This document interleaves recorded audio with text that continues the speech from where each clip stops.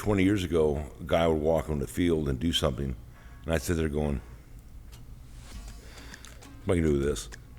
Now, my job is so easy because I've done it for 40 years that you cannot walk on that skeet field and show me something that I haven't seen before. So now a guy can do something, and I'm like, well, okay, this is what you're doing. So we're going to do, how we're going to fix it. Okay. So all of a sudden, my job's easier. But yes, Laney made my job easier because now not only do I know what they're physically doing and understand how to correct it, but I also understand mentally what they're doing and the mental mistake. And mental mistakes cause technical mistakes in any sport. 1, 2, 3, go. Jennifer Hardy, har. Believe it or not, Welcome to the Lawyer Dana Show. the Lawyer Dana podcast. Wow, we have a lot to talk about. Da-da-da-da-da. And we're going to do it right after this. And da-da-da-da-da. Welcome to the Lawyer Dana Podcast. Welcome to the Lawyer Dana podcast, and we have Todd Bender, who is a 26-time world champion American skeet shooter. And I have just completed a 4-day seminar, the Bender Bashram seminar, with Lanny Bashram, 1976 Olympic gold medal winner in rifles. He won the silver in 72 and then gold in 76. And the big thing that, and we've talked about this, in fact, this is his company, With Winning in Mind. And we have talked about his mental management mindset program that you teach with him and have incorporated into skeet shooting. And I was I shot trap once, not knowing at all what I was doing. And it was long enough to go that I pretty much forgot any bad habit or whatever. So I was Thank God. Thank God. So I was a absolute beginner in doing this. And today's Saturday. We finished it up today and came here to do this podcast. And we started on Wednesday, right? And we did the classroom portion on Wednesday and then classroom portion on the first part of Thursday. And then we went out to the range Thursday afternoon. Then we did classroom again on Friday morning, and then on the range Friday afternoon. And then we did the range from 9 o'clock this morning until about 2 o'clock, right? And it was excellent. Thank you. Life-changing. I have a doctorate in law. I have a Bachelor of Science degree. I have I have a lot of stuff. So, like all kinds of like law, stuff and gone to seminars, and I've gone through law firm management coaching and high level, really expensive, very advanced, world's best coaching and educational programs. Everything that I've ever done is second to your class, your program, your instruction, and your Lanny's. The combination of the two of you, I have a hard time believing, and I would have to see it for myself, if there's anybody better on the planet. Thank you. Like I'm not blowing smoke. I have spent 4 of the best days of my life in your program. Thank you. I mean, I'm sorry, Summer. well. So His anyway. wife. Yeah. Besides any minute that I'm with my wife. So, at some point we'll probably talk about it. I work with the SEAL teams, and the team I work with is the best there is, and they have an unlimited budget. And I'm an outside contractor, so they bring other guys in, whether it's jumping out of airplanes or riding motorbikes or whatever it is. They bring outside contractors in to do that. And thank you for the compliment. Oh, you're welcome. Thank you for the But class. That team. Did I mention it was incredibly fun? Thank you. Well, it's going to be fun. Oh, But yeah. that team, they have all these outside contractors coming in. I'm the moving target coach. So I teach them moving target skills like we did the last 3 days. And even that SEAL team has told me, you're the best instructor we have. Which sounds a little weird to say that. But we've been doing it a long time. Lanny's the best at who he is. The best. He is the best. And I haven't ever seen we just anybody kind of as good hooked as him up. either. And I'm very fortunate to have been able to work with him. I've been very fortunate to be able to coach for 40 years, and thank you. How long have you been welcome. working with Lanny? The last 15 years. Okay. So, and there was a difference because on the first 2 days, like I was just visualizing and doing things that I didn't realize I wasn't really doing Lanny's system yet. And you were okay with that because I needed to get the visualizations and the pictures. Got to walk before you can run. Right. And part of Lanny's system is a what's the what it's I don't it's a preset, but It's a process. Yes. Of how to think, what to think about when. Exactly. And it's not just skeet shooting. We can use it as a metaphor or the avenue that we use. Absolutely. But it's how you approach everything, whether it's business, life, whatever. Absolutely. There's an anticipation phase before the action of what you're doing, what you're thinking before it happens. Then there's a stage, what are you doing on the station? You're executing now. And you shouldn't be thinking about other stuff. So, and then there's a reinforcement phase. What do you think about how you respond to what just happened? Yep.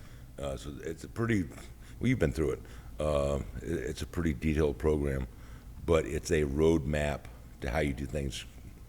Absolutely. The thing that I really liked about this is that this is not just about skeet shooting. This carries into every aspect of your life, whether Absolutely. you're into Absolutely. sports, business, guns in this case. It's how you do stuff. It's how And you do stuff. it's It's how you funny. do stuff So I right. started working with Lanny 15 years ago. He's been doing his job for 40 years, right? Yeah. And he is so good at what he does. And it doesn't apply, it applies across the board. Everything you do, it's amazing. Changed my life. And it made me 10 times a better shooter. It made me 10 times a better coach. Yep. So how many had you won World Championships before you met Lanny Bassam? So that's a great question. So the first 35 years of my career, I won 13 World Championships. And that's a lot. I mean, not a lot of guys win one, and everyone has their lucky day. They have a good day, and they win a World Championship. They're not going to do it twice. So to win multiple World Championships is pretty special. So I won 13 Okay. in the first 35 years of my career. Then I met Lanny. The last 15 years, that number's doubled to 26 Wow. because of what he taught me. Because now I'm controlling that process that we Mental just talked about. I'm management. controlling what I'm thinking when, and made me a much better shooter, but maybe a better coach. Because now I understand what my students are thinking. Because it's kind of normal what everyone does, and I understood that process, and it made me better. Did it make you enjoy being a coach more?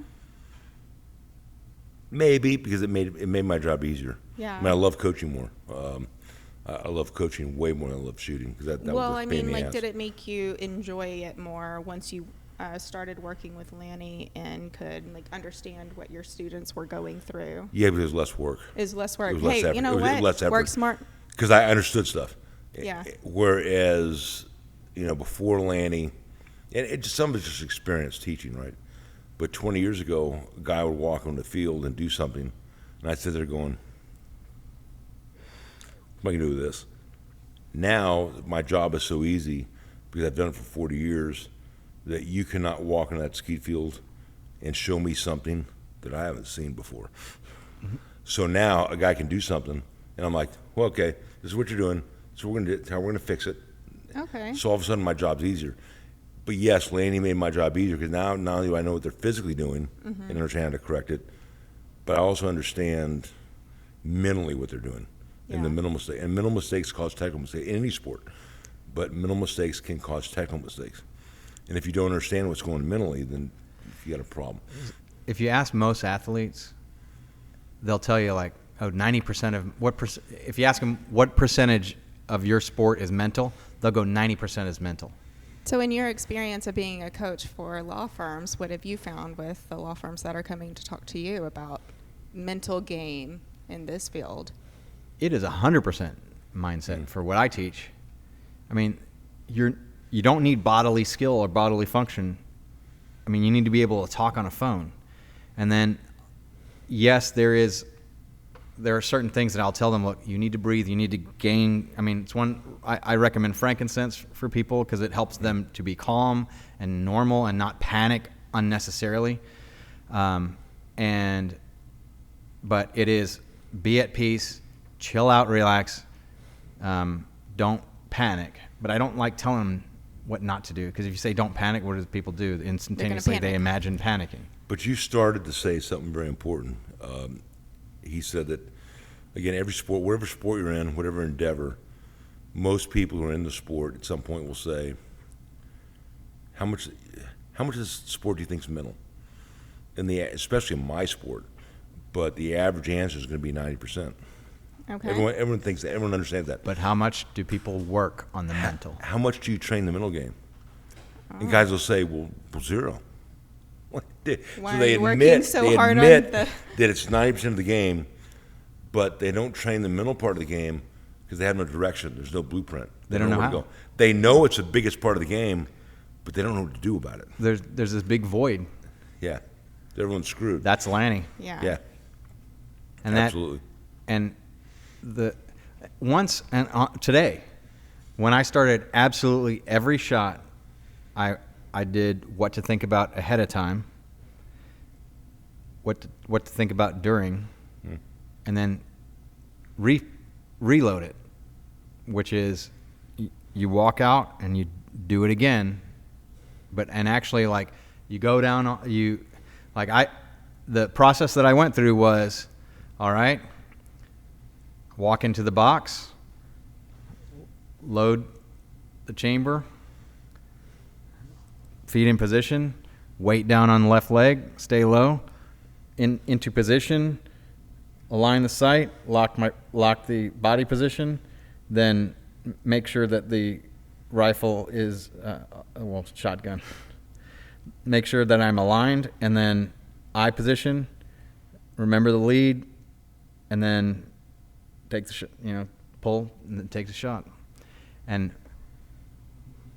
make sure I'm looking at it. That's a big one. Yeah. That's the most important one.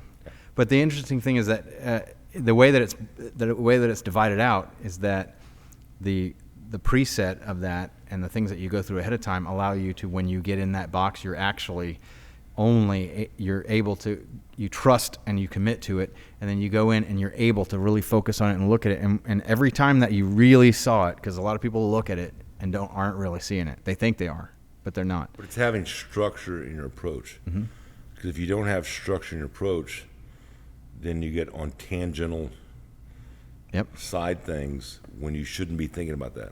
And it would take an hour for us to talk about that process, right?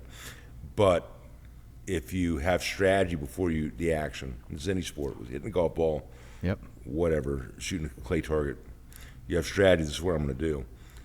Then the action phase, which is doing it. There's the reinforcement phase, which is much overlooked. But there are certain processes of thought in what's in front of you.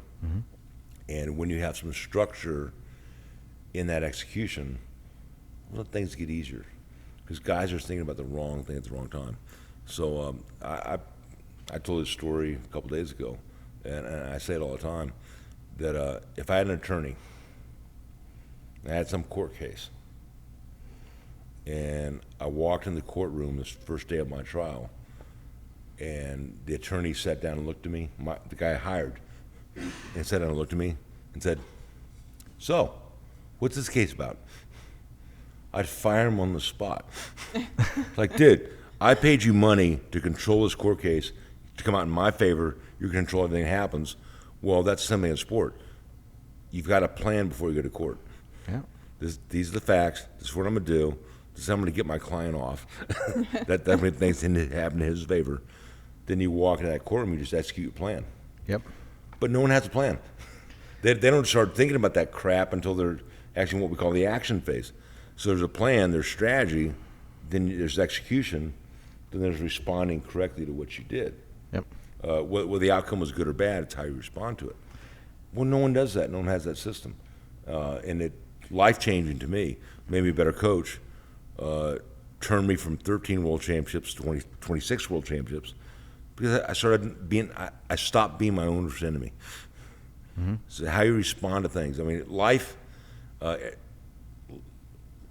everything bad shit's going to happen to us, right? That's right. That's life. It's about how you respond. So there's going to be great shit, there's going to be bad shit that's going to happen to you. Life's not what happens to you. It's how you respond to it. Absolutely. Yeah, So that's even right. in I sport, agree there's going to be 100%. good things and bad things. But if you respond correctly to what just happened, then you move forward. But most people have bad things that happen to them, and they lock onto that, and they just stay with it. Well, that's detrimental. It affects things down the road. It affects the self-image. Exactly. So if you learn how to respond correctly to things, then you're much better off. And that's where, I was at the top of the sport for 30 years before I met Lanny, but I was my own worst enemy. Because when bad things happened, I kind of latched onto it. Yeah. Because I didn't know any better. But once he talked to me about how poorly people were, it's like getting hit for the frying pan. Like, oh my God, I can't believe how horrible I was to myself. Because a bad thing would happen, I'd lock onto it. So you get to be a better sportsman then, a better loser, a better winner. Well, it's not as much that. All that's what being a good sportsman is. Yeah. Poor sports lock onto the negative. Yeah. And just focus on that. Yeah. So bad things happen to me, I don't care. And My I don't husband's care. going to be super glad I'm in this podcast because he likes to say I'm a bad loser, but I'm an even worse winner. Because I like those bragging rights. Yeah. But I'm going to respond about the same either or. Yeah. Where it's a good outcome or a bad outcome, I'm going to give you the same response. Yeah. I mean, really, that's admirable. Yeah. One of the things that that they taught and that the way that I was approaching the whole week was the result, whether I actually hit the target wasn't really that important. It was, did I execute it properly? And when I executed it properly, every time I hit the target. Although I executed quite a bit, so one of the issues that I had was my picture of the leads. So you have to at each different station, there's a different distance ahead of the target that you have to shoot. And for me, my 4 feet was always 6 feet. My 2 feet was always 3 feet. Not always, but Yeah, I was very consistent with it. And so when I fix that picture in my head, which I will do by repetition, then that's going to clear up. I'm going to be hitting absolutely. All everything. right, so a little vocab lesson. I got the privilege to watch you guys work today, so I got to observe the student and the coach and just really like how you work together as a team in that aspect. But you kept talking about the picture. And I assumed you're like visualizing something that I didn't really know what you were doing. It is, as you are watching the clay travel from the high house on the left or the low house on the right, it is how far ahead that you aim so that you can hit it by the time the shot gets there. So you're 'Cause visualizing if this I'm before shooting- the actual action. Correct. How Okay. far do I need to be ahead of the target? Because shot's slow. Target's 50 miles an hour. Shot's slow. So you've got to shoot enough far ahead of it so it intersects, right? Okay. So there's certain pictures, depending on distance and angles of the target, you need a certain amount of lead, whether it's a foot, 2 foot, 3 foot, and 4 foot. And as a newer shooter, he had to learn those leads. And there were Okay. some other mistakes that he made that Well, didn't help that. coming out of position would be the bigger one. Standing up towards the end. Not How's that? focusing on the target was the big one. Not focusing on the target was the biggest one. Yeah. But once he started to get control of his fundamentals and looking at the target, again, a process. Well, and when I Let's when pay I attention to started the process. doing Lanny's Okay. part, then I started. All I had to do Yeah. in the execution phase was look at the target, Yeah. because before I was doing that, I was like, okay, make sure the leg's right, make sure I'm in the box doing a bunch of stuff that doesn't belong in the box. Because it's already too late. It's already too late. He's already about to execute, and he's still in strategy. I got to Yeah. do this, I got to do this, I got to do this. And one of the things about Lanny's teachings that's true is the conscious part of the mind, you can only have one conscious thought. Okay. You cannot have two simultaneous conscious thoughts. It's impossible. One thing at a time. So if you're about to do an action, whatever it is, hit a golf ball, hit a ski target, whatever, consciously you can have one conscious thought. So if you're focused on this, you can't be focused on this. So if I hit him, and again, my sport is all about legs.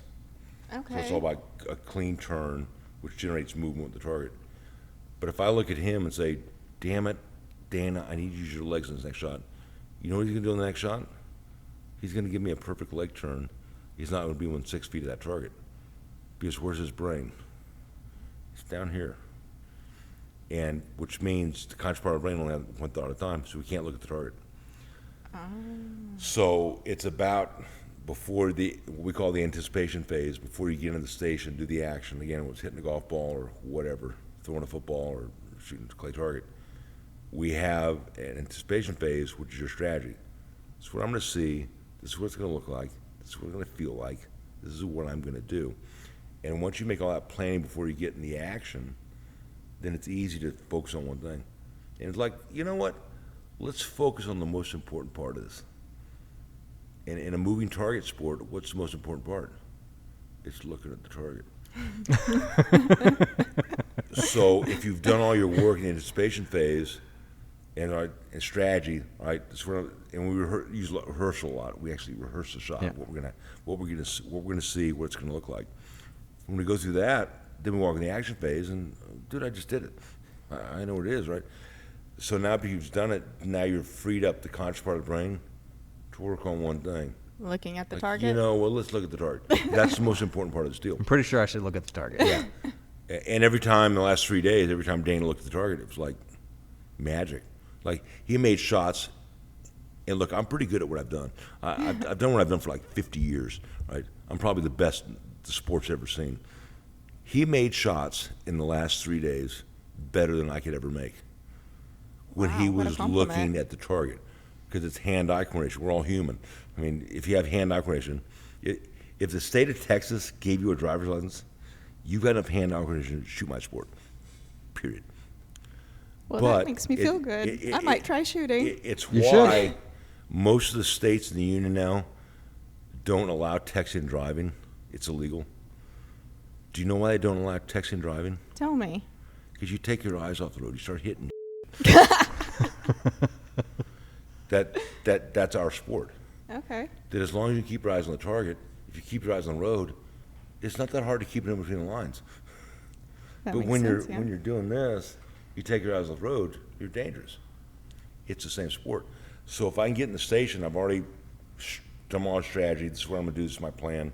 And if you tell the subconscious part of the brain, it gets in a long thing. Tell the subconscious what to do, it'll do it. So now I get in the station. I've done my strategy. I've done my planning. I've done my rehearsals. Now I get in the station, like, all right, you, conscious part of the brain, you keep your eyes on the road. Let's not text and drive.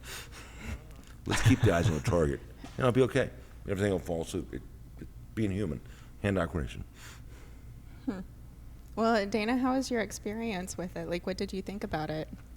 Oh, it was awesome. It was I had a fun to great watch, time. really.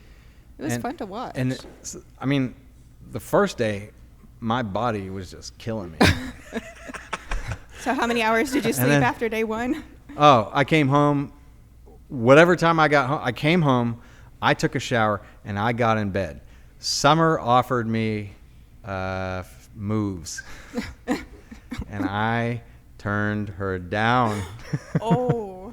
And I was out, and I woke up around, I don't know, 9 or 10 or so, and I won't mention what happened then, but then It's a family show. Summer and I spent some time together. Whoa, dude, I want to hear. Is that a different show? So That's the after 8 p.m. show. that's the lawyerdana.xxx. So, but I basically went home and went to sleep, and then woke up the next morning. Yeah. And then, and I had bad sleep the next day. And one point on the field, I was like, I need 5 minutes. I have to lay down and take a nap. And I laid down on the concrete and took maybe it was about 7 minutes. But I literally counted the minutes and I noticed I fell asleep somewhere in the 4. Which actually pissed me and off. came back up, 'Cause I wanted to and then lie came down back too, out. but I thought it looked unprofessional, so it pissed me off. He's getting rest. I came back and I was all right.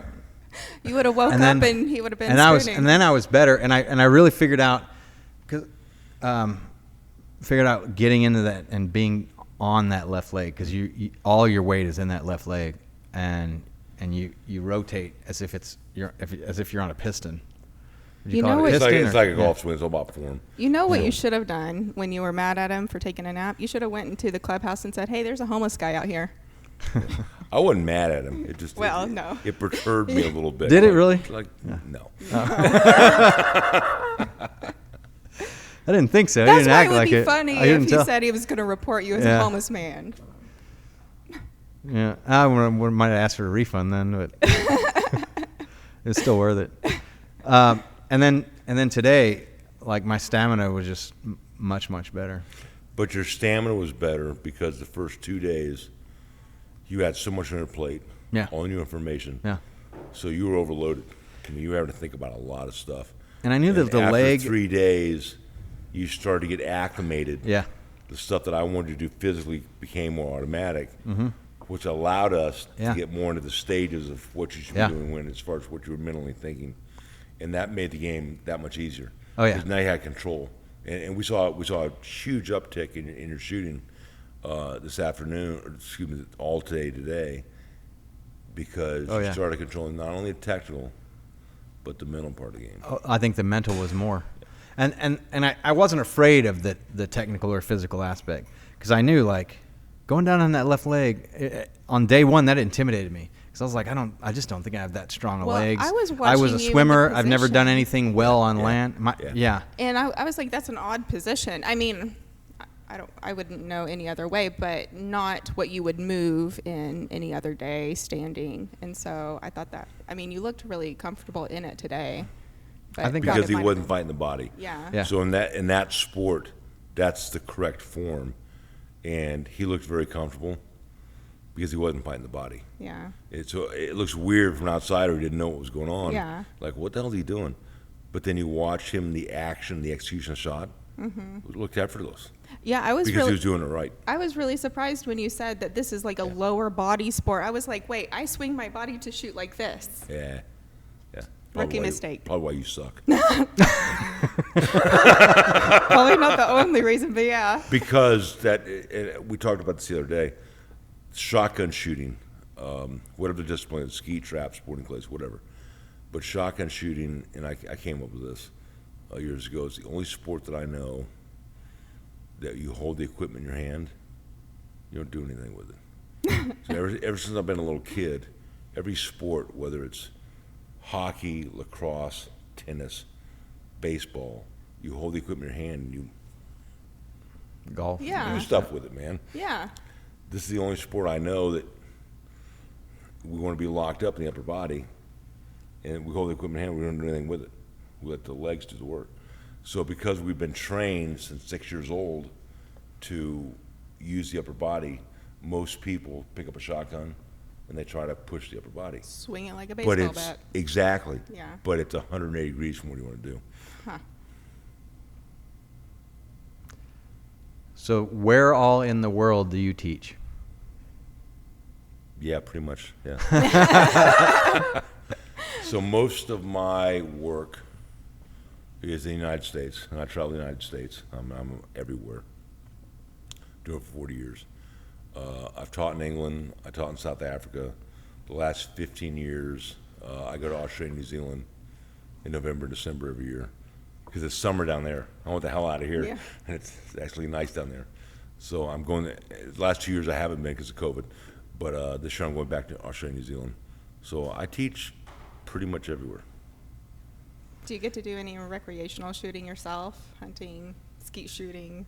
I don't know. Do you get sick of skeet I don't shooting? skeet shoot recreationally because it's what I do for a living. Yeah, I was going to. But I do bird hunt, Yeah, okay. and I bird hunt because that's fun, and I love that more than anything. I just retired, by the way. Last season was my 49th season competing. Wow, and after congratulations. my 47th straight world championship. So I was like, I'm kind of done. I think we talked about it earlier today.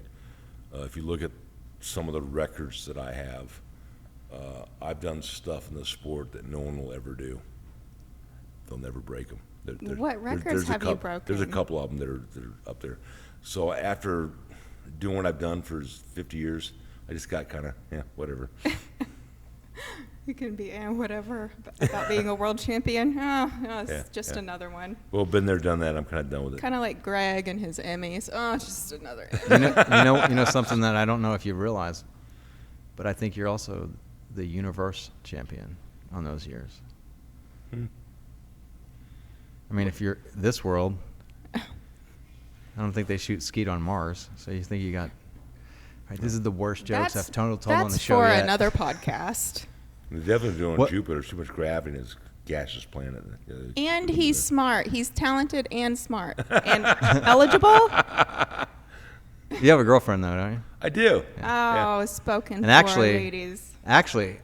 there's a few things because I want to talk about your marriage if you're okay with going there, Yeah. and we're going to do that on the next episode of the Lawyer Dana podcast. So like, subscribe, Smash that like button. get some comments. What's your website? Todd Bender INTL. International. Yeah. ToddBenderINTL.com. Perfect. Go there, and you have your schedule there, and they can Absolutely. get coaching from you and the classes. And a couple of things is, are you gonna do you have any other spaces in August when you're here in the Dallas area? I do. I think I already filled up the first day today. I'm going to have probably 2 or 3 days here. My schedule's kind of limited. Okay. I'm pretty much booked up to the end of the year. But yeah, I'll be back in Dallas. And then the Bender Bash from September. So that's in August when I'm here doing single daily stuff. Yep. Technical stuff. And in September, what we just went through, we're going to be doing again back here. And I'm taking one of those seats, and you got 4 more after me. Yeah, absolutely. So 4 seats left, and so jump on those if you're interested at all. Totally worth it. You'll get to hang out with us. So, Which all right. is awesome. It is awesome. All right, we'll see you in the next show. The Lawyer Dana Podcast.